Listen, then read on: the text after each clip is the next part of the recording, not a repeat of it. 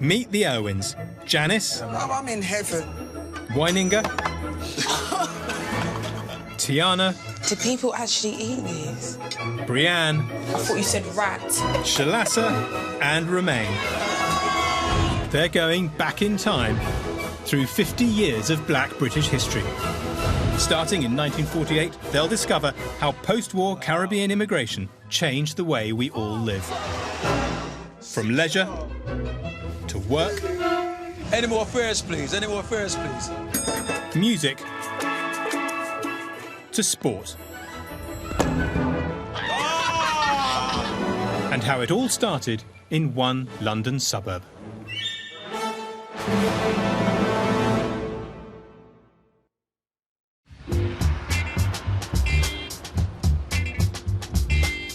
The Irwin family live in Dagenham, East London. What's my role in the family? Obviously, I'm the all-knowing, all-seeing oracle. I would say I'm the lecturer. I'm probably the one who brings in all the opinions and ideas. Describe myself as that. Funny. Just happy, yeah. Mum Janice is a former world karate champion. But she's also an entrepreneur, running a sports centre with husband Weininger. Come on, ladies, just move it. Look at the legs. Swing the arms. They were both born in London and raised by West Indian immigrant parents who arrived in Britain in the early 60s. The opportunities that I'm afforded at this present time, sky's the limit. Because my mother, my father, those that came from the Windrush generation, they did a lot for us. The family will be leaving their modern lives behind to travel back in time to experience life as West Indian immigrants in post-war Britain. I'm so excited about doing this. This will be a brilliant way to show what West Indians have brought here, what contributions we've made.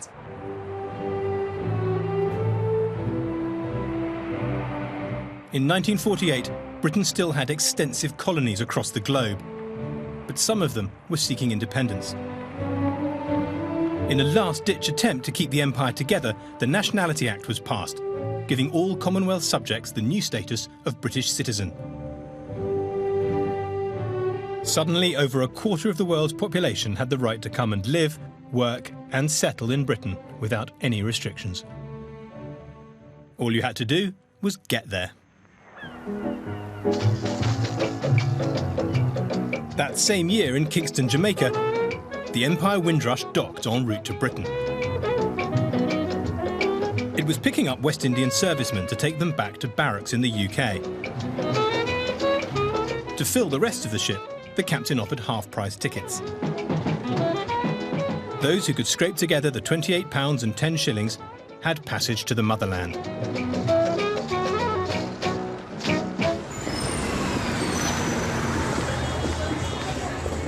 This is Brixton, a district of Lambeth in South London and home to one of Britain's most diverse populations. But in 1948, it was a lower middle-class suburb in serious decline and still suffering from extensive bomb damage after the war. For reasons that came about purely by chance, many of the Windrush passengers would end up here.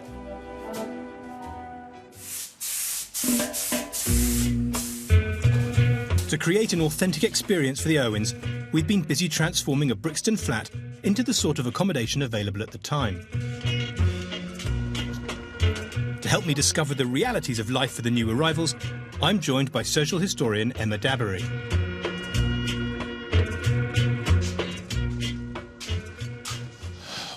Well, it's not very nice, is it? I guess nice isn't the first word that springs to mind, no. I mean, it's sort of shabby and smelly. Why?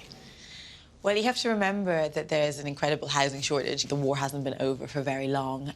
There's very little accommodation that's available. What is available tends to be in kind of this state of disrepair. So they've basically got one ring to cook on, one sink to wash in. They're all just crammed into here with not a lot in the way of facilities.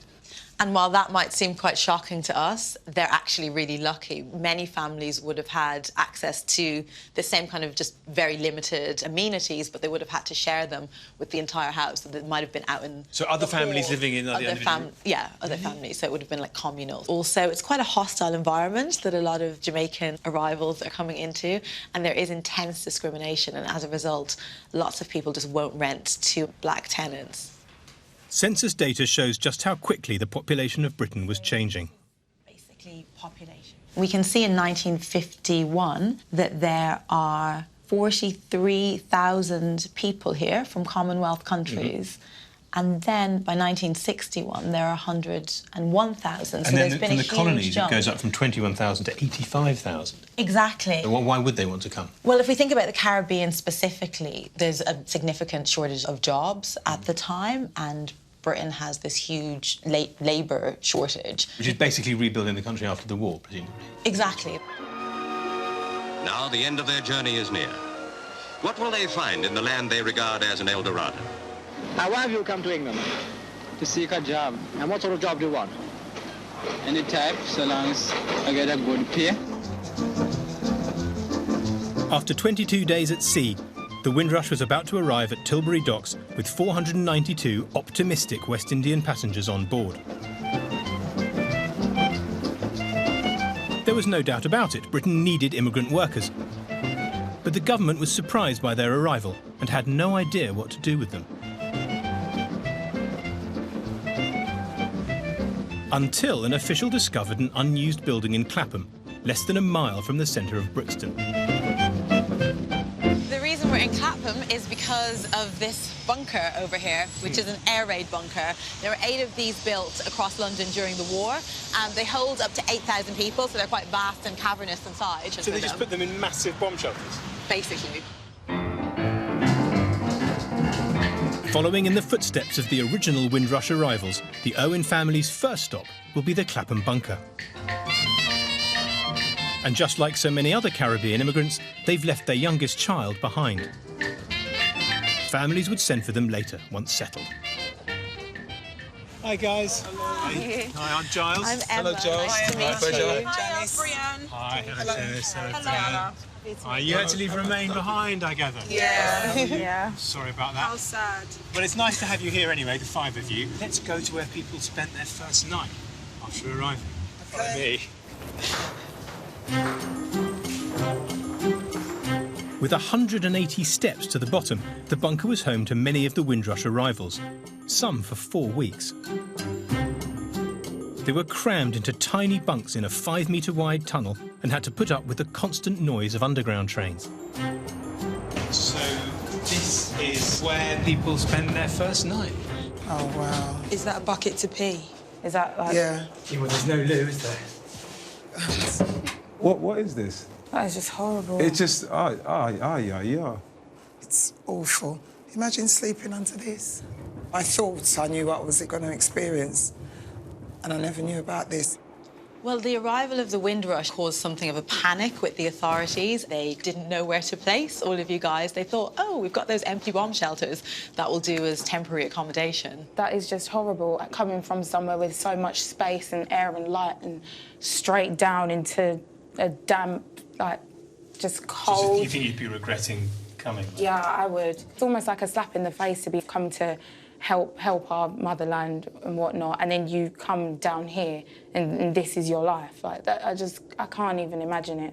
Well, so look, the good news is that, I mean, you're not actually living here, but if you were living here, you wouldn't spend that much time down here because, you know, you've got to earn a living. I'll be happy to work after leaving here. Yeah, that's right. I'd be glad to be out the bunker. Yeah, absolutely.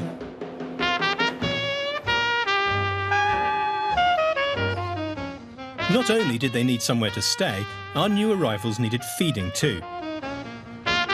Even though Britain was still under strict rationing, the Women's Voluntary Service stepped in to lay on a proper British dinner, served in a tent near the bunker. Hi, guys. Welcome to your first meal in England. Wow. The Irwins are having the exact same meal. It was rationing. You get a very, very small piece of beef. Potatoes are not such sort of supply. You can have 2 of those. Is there any chance of seconds, maybe? Not until 1954, I'm afraid, if you right. stick around. How does your lunch look? Very bland.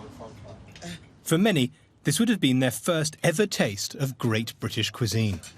This is good. What do you think, Shaz? Come on, Shalasa. It's not that bad. This is all Whatever you leave, I eat. Because you wouldn't waste it. There's even dessert, suet pudding and custard.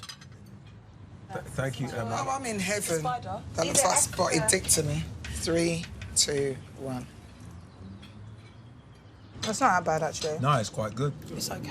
The thing about this is we set this up as an experiment, but it's quite hard not to feel guilty as an English person for what it must have looked like to people like the Irwins. When it came to serving the puddings, I knew they were supposed to get small portions because it was rationing, and I felt so bad now. I gave them bigger portions of pudding as I thought, this is the least I can do. I think Mum and Dad are going to be absolutely fine. You know, they grew up in the 70s, slightly harder times than now. The kids are going to find it harder.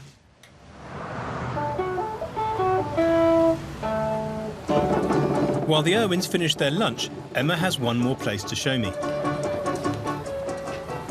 So then, why Brixton? I mean, it's not as if it's famous. It's not on the Monopoly board. It's not like anyone would have heard of it in Jamaica. Why did they settle here? Yeah, the answer's quite straightforward, really. Behind us was the site of the Brixton Labour Exchange. So this is where people would come to get work. And if you think about the location of the bunker in Clapham, what's between that and this labour exchange but Brixton? So it was an obvious place to settle. London is the place for me. Within 3 weeks, all the people in the bunker had found a job. But however qualified, most new arrivals could expect only to get the hardest work for the lowest pay. London is the place for All members of the family aged over 15 are expected to pull their weight. this lovely city. Men usually got jobs as manual labourers, while the women were often cleaners. Once they'd got a job, families needed to find somewhere to live. This was easier said than done. It's difficult for a coloured man to find room. Sorry, no room. In rundown areas like Brixton, there were plenty of places that no one else wanted. The Irwins are about to discover the kind of accommodation that was offered to an immigrant black family in 1940s Britain. It smells so bad. Oh, my God. Oh, my God. Where's the other room? What? Please don't tell me that's just one bed. Oh, I tell you. Oh, my days. Look at the bed. Oh, my gosh. All 5 of them will be living, eating and sleeping in this one small room, with a communal toilet down the hall. Listen, this is your new shower. This is your new bath. That's a washing board. No, what's that? What's that? What? That? Yeah. That's a paraffin heater, right? Do you know what? Anything's better than underground. There's a rack to dry clothes on. I thought you said rat. Oh, my God. So did I. There's a rat. Look at this room. I'm gonna die. No, you're not going to die. Guys, we are living here. You've got to get used to it. You can't go, I don't. I think this is quite good. In comparison to what we're coming from. And it's warm. OMG. Ew. Let's see what it is. The Irwin. I'm going to read it. To help them settle in, we've sent some presents. Dear Irwin family, welcome to your new home. To make your bed sit a bit more homely, we've sent you some things to brighten up the room and give you a little bit more privacy. Extra blankets were vital when you've gone from an average annual temperature of 28 degrees to just 12. The green one is so pretty. Excuse me. This is ours. Your parents, thank you. Thank you. Let's go. No. Thank you. Curtains and clothespins. We can divide the room. With everyone sleeping and bathing in the same small space, Weininger and Shalasa get on with sorting out some privacy. Are you that? 2 tins of corned beef. Cheese. Janice is discovering how hard it is to feed a family on 1948 rations. Right, that's it. Can you smell that? That's disgusting. No, look. That actually smells like the cat's food. Tonight, it's corned beef with national loaf, a hard brown bread and the only type available under rationing. Well, hold on. Is it tough? The bread. Wait. Hold on. I'll tell you. Connoisseur here. This is like rock. This is all right. Your dad's happy. I'm feeling this food, you know. But there's one person missing. It's weird to not have Romain here. I'll be glad when we can bring him in and be one. And be one, yeah. 100%. What a day it's been. I always think of my parents coming here in cold weather and just trying to find somewhere to live, and then basically being grateful for the sort of place we've seen today is quite shocking. I think the reality of it is that we would have had little mice running about. You can see the state of the place. Fortunately, they haven't brought the mice, which I'm pleased about.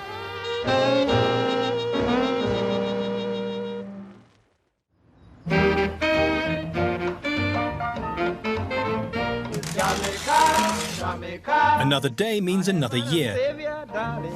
And the Owen family have woken up in 1950. Today is Sunday, and while the men embrace 1950s gender roles, the women of the house are hard at work. When is breakfast going to be ready? I'm not sure why breakfast takes so long, you know? You're not supposed to be acting, Weininger. Yeah, I know. You're supposed to be looking around the house to see what you can fix up.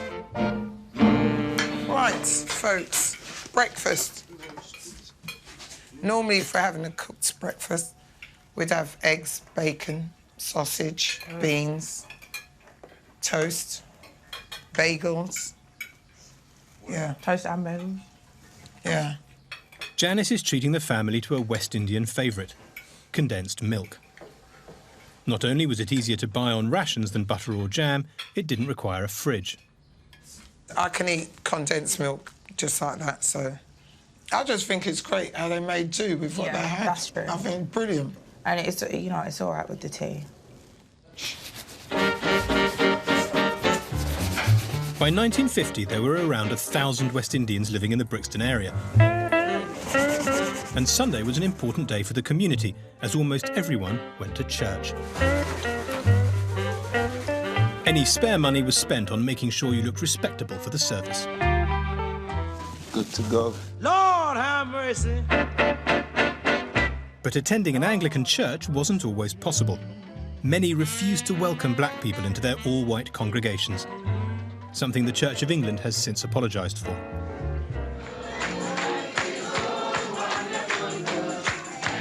The West Indian population came up with a solution.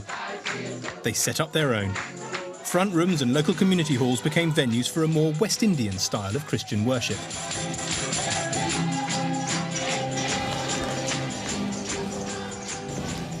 Today, the Irwins are attending a celebratory service led by Bishop Kenneth McCarthy, who set up the first black church in Brixton. Now 89, he's still going strong. I came to England in 1950. There were so many people coming from the West Indies. And when I came to Brixton, they were wandering about like sheep without a shepherd. And I felt I ought to do some shepherding and to give them something to live for, a purpose. And I started right here in Brixton to do that. So you can call me a Brixton boy. Bishop McCarthy started by preaching to small groups in their own homes, before investing in a tent where he held regular services. But he had bigger plans. We wanted something more permanent. So I saw a place in Brixton, which is a bomb site. Yeah, oh wow, okay. So I went to the council and asked them if we could have the spot for a more permanent building. And they came back to me and they says, Reverend, we decided to charge you £1 a year. Wow. Oh, brilliant. And we put up the more permanent building, and that was our first church in England. So we wanted somewhere where we could give off our spiritual expression freely.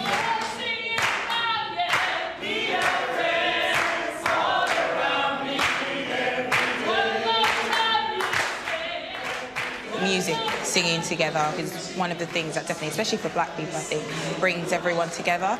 Everything the bishop said would have been really crucial for people first coming over here, because you wouldn't really know what to do with yourself. So having someone who'd be able to give that to you, it would have been so important.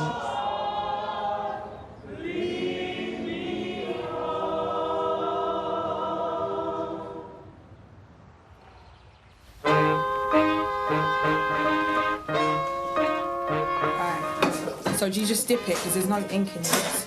Probably. It's like Shakespeare and that. Back home, the family are writing letters to little brother Romain. I wrote about how the food here isn't that nice. It's cold and it's just not nice overall. Dear son, can't wait until you get here. Mummy, your sister, and Shalasa is missing you. Oh. Who? Oh, missing you. Oh, yeah, oh. It's plural. You said is. Jamaican. No. Don't insult Jamaicans like that. I'm not insulting anyone. Janice was born in Britain after her parents arrived here, but they'd had to leave the 6 children they already had in Grenada. It was several years before they could afford to send for her brothers and sisters. When I think about my mum and dad's situation, they left all 6. For me to know that I'm leaving my baby would have been a problem. But the fact is that we're trying to do good for them or make better. Yeah, I know it would have been tough. We know that it's for a good reason. Yeah, From a mother's point of view, that would have been a hard decision.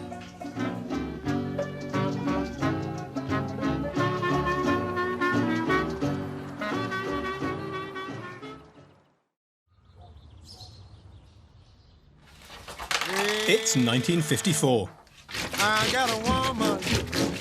Unlike the majority of her white counterparts, Janice would have been expected to do all the housework and work long hours. Say, I got a woman. The average wage in Britain was now £100 a week. But as a black woman, Janice can expect to earn significantly less. To make up for the low wages, new immigrants often had several jobs.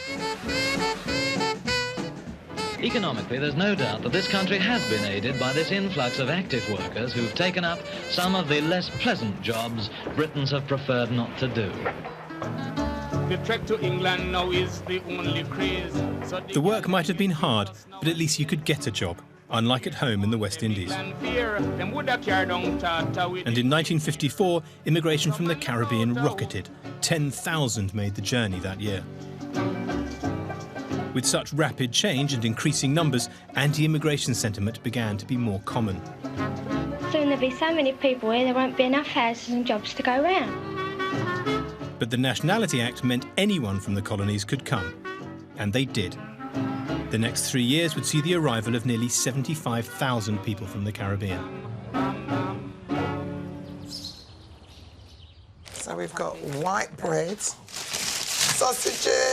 The working members of the family have come home for lunch. At least rationing is now over, which means the occasional treat. Guys, look. Ketchup! Ew. With 4 wage earners contributing to the household, there's more good news. All right. Dear Irwin family, it's now 1954 and you've all been working hard since you arrived. You've finally raised enough money to move into your own rented flat. Oh, brilliant. Brilliant. Here's the keys. Oh! That is absolutely super. Looking forward to somewhere where I can have a proper cooker, I hope, and a kitchen, Somewhere with my own and a room. toilet. Where the walls aren't stained, telly. Oh, wow. While the Irwins pack up, Emma and I check out their new flat on the other side of Brixton. Right, well, I mean, this is a very different proposition from the bedsit, isn't it? Yeah, absolutely. Everything feels a lot more permanent. There's definitely been an investment in making it homely. Some very distinct Caribbean features as well, and this glass cabinet would be one of them. This fish is a classic that anybody familiar with a Caribbean living room will notice. These were very common items. As well, there's often a profusion of very brightly coloured artificial flowers. This is not a sort of stopping point anymore. It's a place they're putting down roots. Exactly, this is home. Many of the first immigrants had intended to return to the West Indies after a few years. But by 1954, it was clear the majority had decided to settle down, start families, and stay for good. Brixton, like many other urban areas, had to adapt. Lambeth and Brixton have been much in the news recently following the controversy that has raged over the immigration of West Indians to this country. Thousands live in this area. To help solve the problems raised when white and coloured people live in the same neighbourhood, the Borough of Lambeth organised a no-colour bar dance. The borough's mayor, Councillor White, was there to greet the guests, 180 white and 180 coloured, as they arrived. The rhythm of the mambo was doing its bit towards racial unity.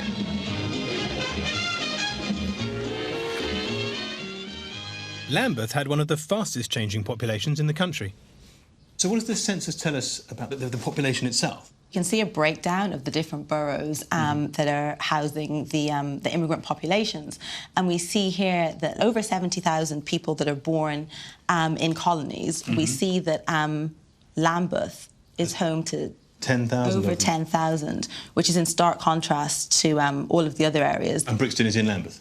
Absolutely. That's 10,000 people out of a population in the borough of 220,000, so quite high. Yeah, so definitely a very significant minority.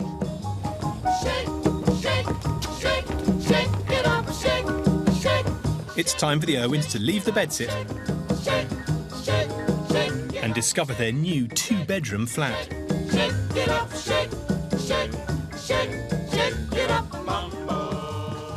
Wow. Oh, wow.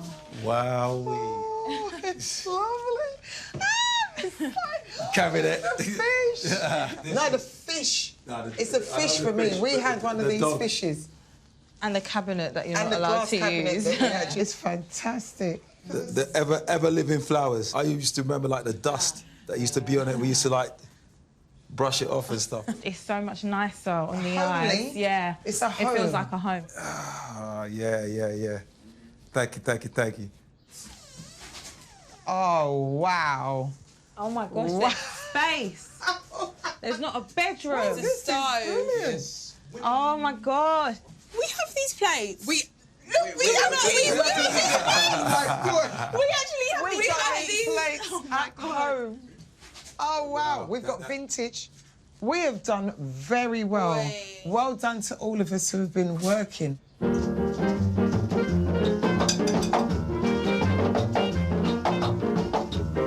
Not only does Janice have a proper kitchen, she also has far more choice about what she cooks in it.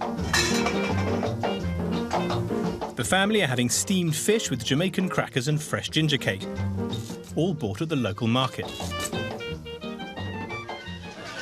Let's go shopping Caribbean style. Take a trip to London Southwest 9. It's here at Brixton's Granville Arcade that our Caribbean market flourishes. Unable to buy the food from home in British grocers, West Indians began to import and sell it themselves, setting up shop in places like Brixton. Thank you, Janice. Much appreciated. Life is looking up, but it's about to get even better.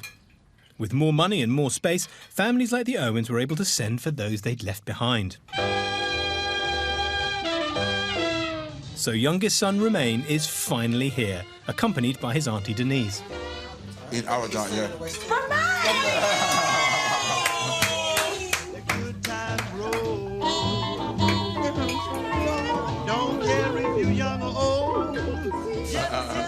Look at Shaz. He's been waiting for him so long.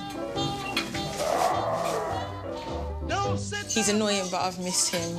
I have. I didn't want to endure the pain by myself. Wonderful, wonderful. Like, my family is complete again. We've moved away from our one-room apartment and we're now in a better, more flowery, vibrant place. It, like, matches my dress. Today was a nice day because I got to see my family. I'm happy to see my brother again. Probably missed him the most. And apparently, I came at a right time since what they were living in before was really, really bad.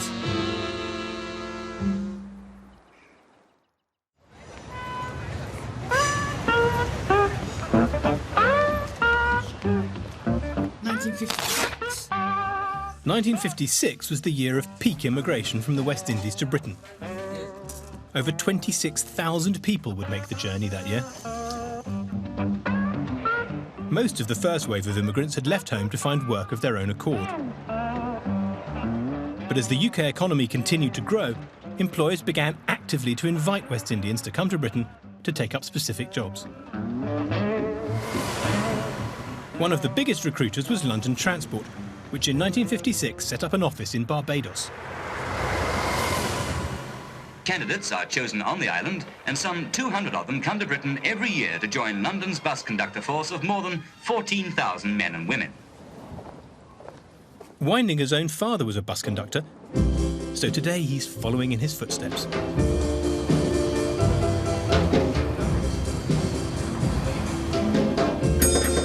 Any more fares, please? Any more fares, please? I'm supposed to be going to Brixton. Brixton, all right. Yes. 50p, please. Thank you very much. Here to help is celebrated author Donald Hines, one of the very first black bus conductors in Britain. There were just 6 in Brixton when he started.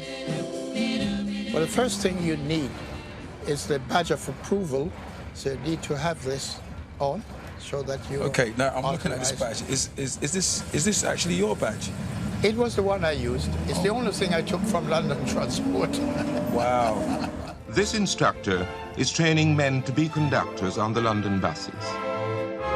Like all new recruits, Donald was sent to the Chiswick Training Centre to learn the ropes. Conductors needed fast mental arithmetic and the ability to work in a moving vehicle. Since you are using both hands, don't stand rigid. Loosen your knee. Right. So you move with the bus rather than be tossed around because your knees are rigid. More fares, please. Any more fares, please? Could I have one to Cannon Street, please? One to Cannon Street, certainly. Many of today's passengers remember 50s buses firsthand. I came to London in 1956. Wow. I was a 70-year-old. The buses were your open door to London. My uncle, a lot of our relations came and they worked for London Transport, and families of staff would get free travel. So, we didn't have to, so that's why we could go all over the place. And they had lots of amenities. They had a social club, it was a cricket team, we used to go and follow the team. So being a transport person was a whole package. While London Transport was grateful for its West Indian employees, this wasn't always the case when it came to passengers. The ones that I refused are those who would put the money on the seat and, say, I'm going to New Park Road and put the money on the seat, so I still hold my hand up. Right. And I'm not punching that ticket until she takes money out and put it in my hand. That is... And then, if you're making change, the games you have to go through with some trying to pull their hand away as if your fingers should touch their hands, you would suddenly become black. The thing that got to me most was when asking for the fares, the people would pay, yes, but they would put the money beside them on the seat.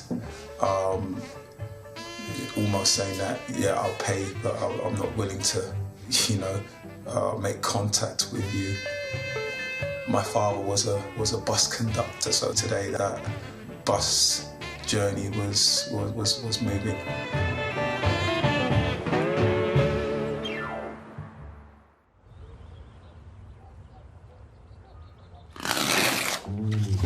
It's 1959. As the decade neared its end, there were well over 100,000 West Indians living in Britain. I'm the big daddy. Yeah, because you cheat. How did I cheat? Yeah, How did I cheat? They were now a visible presence and starting to put their stamp on British life.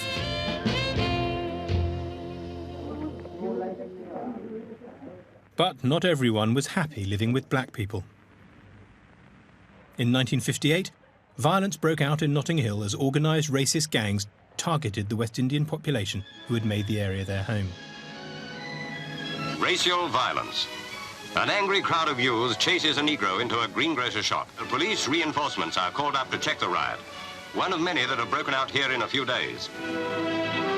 In an attempt to heal the rift caused by the riots, a Caribbean carnival was organised by activist and journalist Claudia Jones. cha-cha-cha. This is Calypso cha-cha-cha. Her plan would bring the community back together. First held in Camden in 1959, it soon found its permanent home in Notting Hill. It was a huge success. Decades later, it's still going strong. To get themselves in the carnival mood, the Irwins are going to be learning how to play one of its key components: steel pan.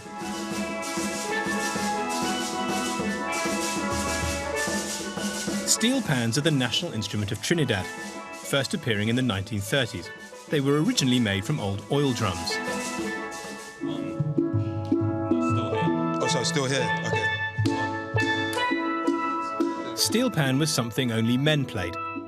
So Janice, Brianne and Tiana are working on some carnival costumes instead. I need my glasses. Who's got good eyes? None of us. Oh, almost, but that much better. Notes are created by hammering out different sized indentations, with one pan containing as many as 29 different notes. The trick is to hit them softly.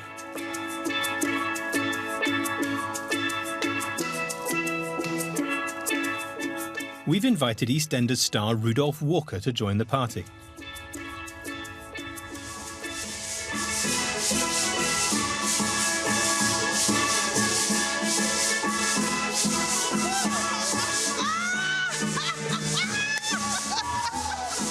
Rudolph isn't just one of Britain's best-loved actors, he's also an honorary member of the British Association of Steel Bands. Carry on. Rudolph was born in Trinidad, the home of Calypso. It's in Trinidad, too, that a carnival is held each year. Everyone puts on elaborate fancy dress costumes, and for 2 days, the whole island seems to dance. To me, as an old Trinidadian, Calypso was my thing, steel pan was my thing, and it still is. And when I go to Trinidad, I still long to hear the steel band or the steel orchestra. For a young man who had just left Trinidad, those early Notting Hill carnivals were a great reminder of back home. Well, I mean, when I came over here, that was just the early days of the Notting Hill Carnival. And steel pan was very much in its infancy then. So for me, as a young Trinidadian, it was great to hear the steel pan, but it wasn't. I mean, nowadays you have them on floats and you push it. I mean, in those days, guys wore it around their necks. It's one of the first times I'm actually playing, but the feeling, it just for me, it was just a real good feel-good factor, just being able to just do those little pieces. And once it came together, wow, I can't believe it. In a very short time, Marlon has got us getting in tune just like that. It really is a great instrument.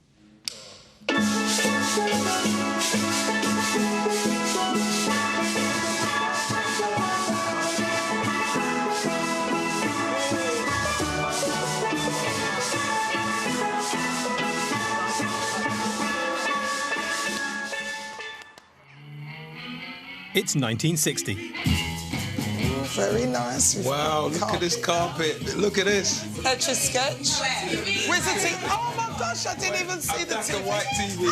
And the Irwins are discovering how the new decade has transformed their home. The economy is booming, and people have more disposable income than ever before. Black families were also beginning to enjoy an increased standard of living. A singing machine. Wow.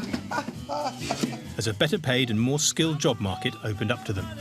That is brilliant. Look at that. Music. Wait, hold on. This was our CD player of the day. Shalessa, Come and have a look how this works. I had one of these literally sitting on my bed. I used to stack them, and then when they finished playing, I'd be asleep. Oh, wow, yeah. While Janice and the girls check out the new kitchen gadgets. We've got a Hoover.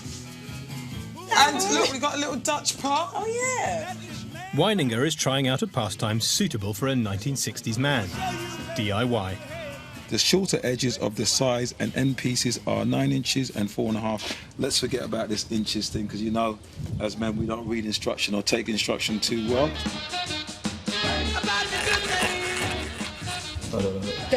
One is just off. No. Cool. Hold on. There you go, girls. How relaxed are you? A girl who takes life in her stride is the envy of her friends, always calm and collected. She never lets nerves get the better of her. Like, this is just so non-stimulating. I feel like I'd lose my mind.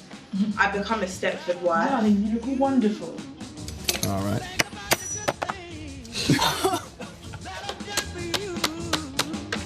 Dad. Again. Oh my God.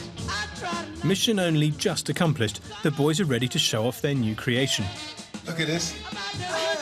Look, it's nice. Look, it's really good. Look, see? Apart from the corner that Daddy broke. Did your dad break it? Yeah. There you go, I knew it. The table's been made for one thing: dominoes. We're going to test out the table just to make sure it's all functioning. And things like that. Ready? All right. 7. Dominoes were an institution across the Caribbean and were played as loudly as possible, with plenty of rum, shouting and slamming pieces down hard on the table. It was a tradition that remained a firm favourite, and every house would have at least one set. But it was a game for the boys. 2, 4, 6 and 7. I'm not being funny, there's 7 here, can I just play? No. The champion of dominoes, it's a woman. No. The champion of dominoes in this household. 6, seat there. All right. Yeah, that's what I'm talking about, son. Tell you for testing top, man. It's going to break, that's why I've sat back. No, it's not. I liked making the dominoes table because I don't really get to do DIY stuff with my dad and my brother, so it was like a nice experience. And I liked playing dominoes as well, and like, my dad's funny when he plays it, but he likes to cheat.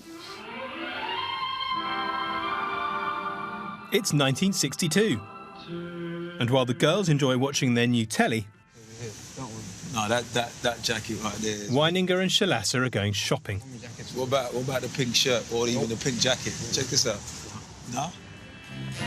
West Indian fashion was flamboyant and colourful, and made an impact as soon as it arrived in Britain.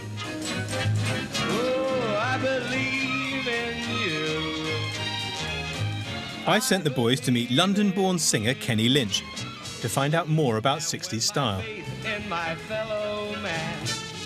Hello, sir. It's Hey, Kenny Lynch. Nice to see you. How are you? This is my son, Shalassa. Hi, Shalassa. Kenny was renowned for his sharp dress sense. When I was 17, 18, when I first came into the music business, all I thought about was clothes.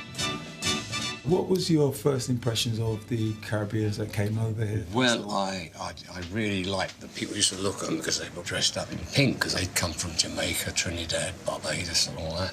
And of course, you could wear all those kind of colours.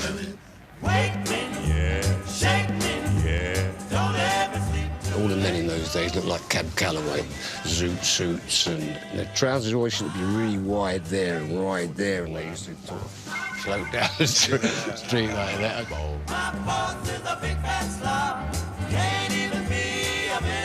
And the ladies, they used to have all these crinoline dresses on, like as though you were going to a wedding.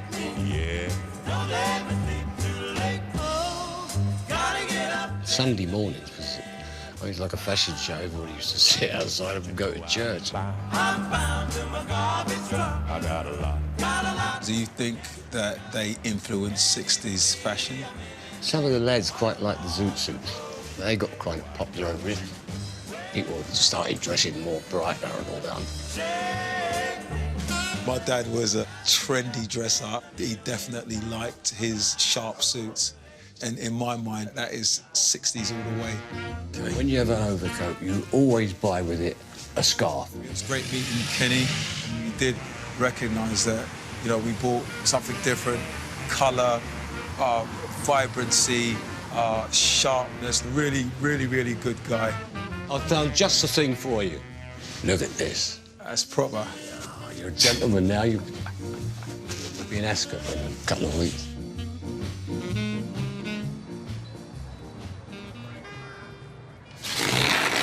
It's 1963. There we are. I like this station. Mum, can you turn that off? The Irwins are living in a less open Britain. Freedom of movement from the colonies is over. Keep Britain, keep it white as it should be. Under mounting pressure, the Conservative government passed the Commonwealth Immigration Act of 1962 and closed the door to all but the most skilled. For the black people already here, discrimination was still rife. Companies could legally refuse to employ someone on the basis of race. And in 1963, like many other organisations, the Bristol Bus Company was still operating a colour bar. Whilst we can obtain white labour in this city, we intend to go on engaging white labour rather than coloured labour. Well, we don't want them on there, that's the main reason. I've come to Bristol to meet 79-year-old Paul Stevenson, OBE. Inspired by the American civil rights movement, he helped to orchestrate an historic boycott in Bristol that would have a national effect. So, Paul, how did you get involved in the boycott then? The Bristol Bus Company was openly racist by refusing to employ Asians and Caribbeans. The company would rather have a shortage of buses than allow black people to work on them. And I felt I wanted to do something. Paul rang the bus station to apply for a job on behalf of a friend. I said, do you have any vacancies? He said, yes, we have vacancies. But on the telephone, they had no idea that you or he were black? Oh, no, I didn't reveal I was black.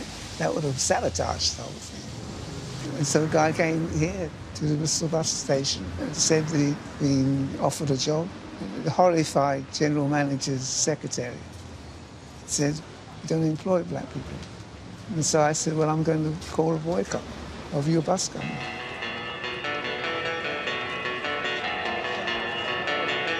Paul mobilised Britain's community to support his boycott and enlisted politicians to speak out for the cause.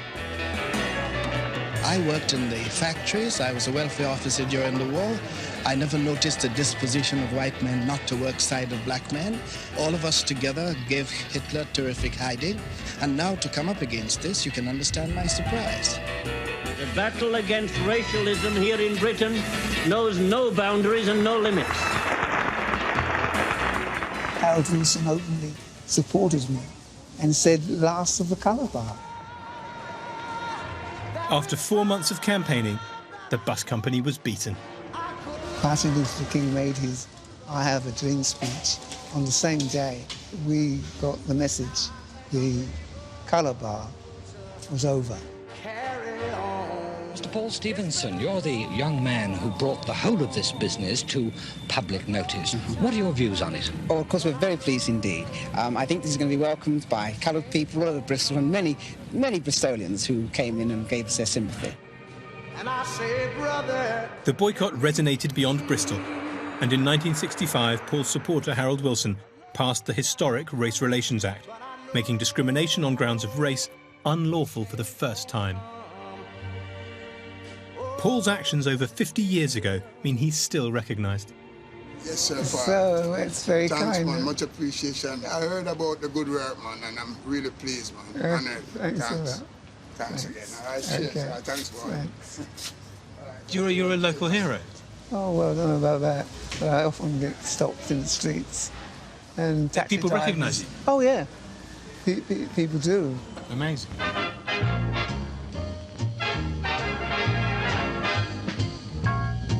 Back in the flat, the family are enjoying some classic 1960s telly. Take 40 of the most beautiful girls in the world, then ask a panel of judges... The Miss World contest was one of Britain's most popular TV shows, with millions tuning in to watch. A girl who wants to be a housewife, and she shouldn't have any difficulty about that, is Miss Sweden. She took 5th place. 20-year-old Carol Joan Crawford from Kingston, Jamaica, at 34, 22, 34, is Miss World for 1963. You didn't expect that, did you? No, I didn't. Carol Crawford was the first woman of colour to win the event. Wow. What's she white? You know what? You're my Miss Jamaica. Anytime Jamaica does well, I'm going to always feel good. But you're seeing somebody that kind of looks Caucasian and it doesn't represent me, so I'm not sure how I would have felt personally. In the Caribbean, you do have the favour towards a fairer complexion being a better complexion.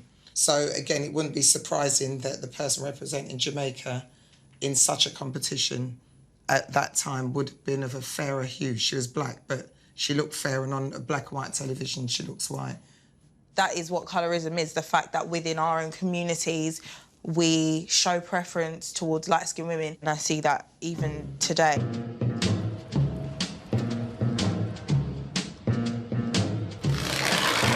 It's 1966. My new uniform. You look nice.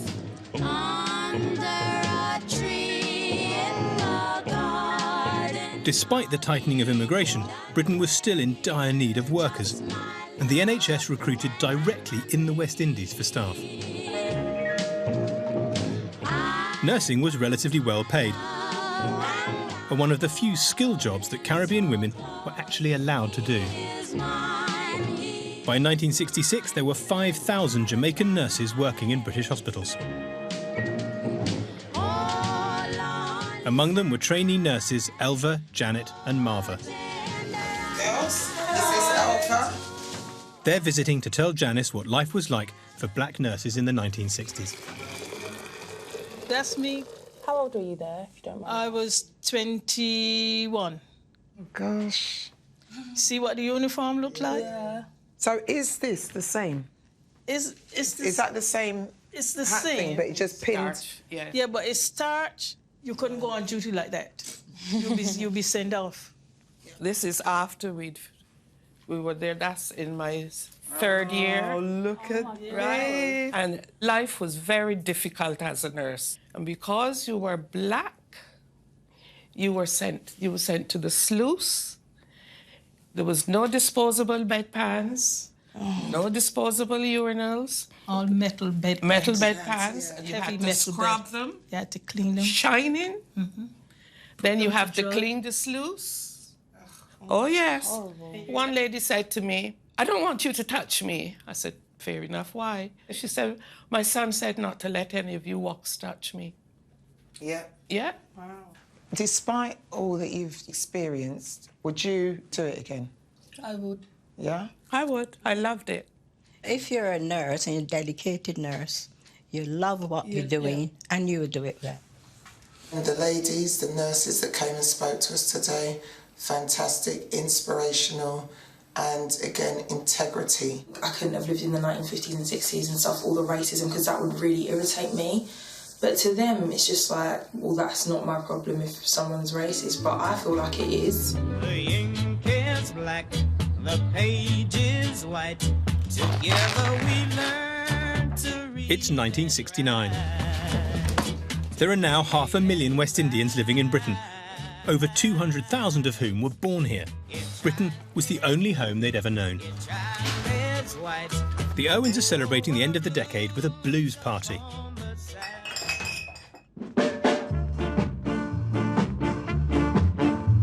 Blues parties were house parties, with a difference. A private house was opened up to the whole neighbourhood, who paid an entrance fee to come and dance all night. Right back when I was a little girl and my parents used to have them, I remember it being an exciting time. We would see them setting up the room, get all excited because you see everyone coming in their lovely clothes, and it was all about the dancing. So I'm looking forward to it very much. Seriously.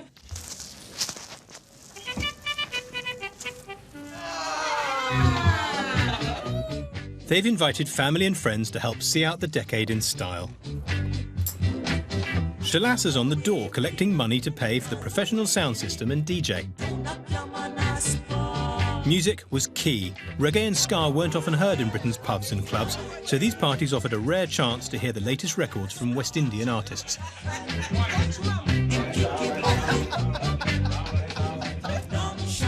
Emma and I are back to find out how the family have got on in the first stage of their time-travelling journey. £5, please. For you what? £5. It's a blues party. You got to pay to get in. You got money? Yeah. These things Is are this for free. normal? Yeah, absolutely. And for the girl? Yeah. Pay for her too? Thank you. That'll be a good party. Hi, guys. Hello. Good to see you. Pleasure. You come to shake a leg? What? And I said, no, I've come to ask you how you are. From where we were to where we are now, it's top drawer. From the one room where we had to do bedroom, kitchen, living room, we now have dancing space. You've got a ballroom. Absolutely. I'm a nurse now, so that's really moved up our income a lot. It's just got better and better as the years have gone on. Well, I've paid my $5 bob, so do I get a beer with that? Well, I'll lead you right over to the bar area. 2 years ago. Dahar, you're in here. Hello. You look gorgeous. How are you? How's it been? It's been better than it was. Did you see our old house? We did. So you were all sleeping together in the same room? Yeah. How was that? It was the lack of privacy, I think. Yeah. That was quite difficult. And also the fact that Brianne and I had to share a single bed as well. Wow, in those little beds. Yeah. And so how have things improved now in the 60s? We have a fridge. Does it have beer in it? Yes, it does. May I have a couple of beers? Please. Sure. Got to pay. Again? Even though I paid to get in? Yep, sorry. For this teeny tiny bit? From 48 to, the 60s, the woman's lot, very, very difficult. And for West Indian women to come over and not only have a household to look after, but on top of it to be going out to work as well, they never let it get them down. I can't imagine spending 6 years in a bedsit like that, so drab and dreary, on top of all the discrimination. So the people that live through this, I commend them, honestly. To get to 69 and be in a position where you've got a nicer home, you're living a lot more comfortably, you've got a steady job. It's great. But what's really come out of this for me is how, as a community, they work together to get through this experience. They came with a focus and a goal. So their tenacity and strength and courage to have that goal in mind and stick at it, brilliant.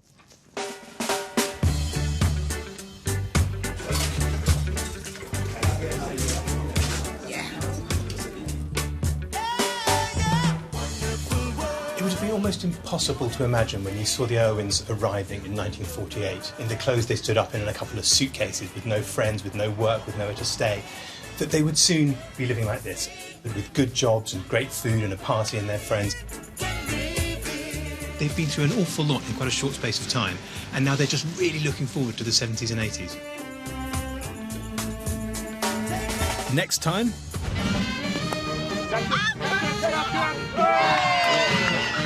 The Irwins travel through 3 decades.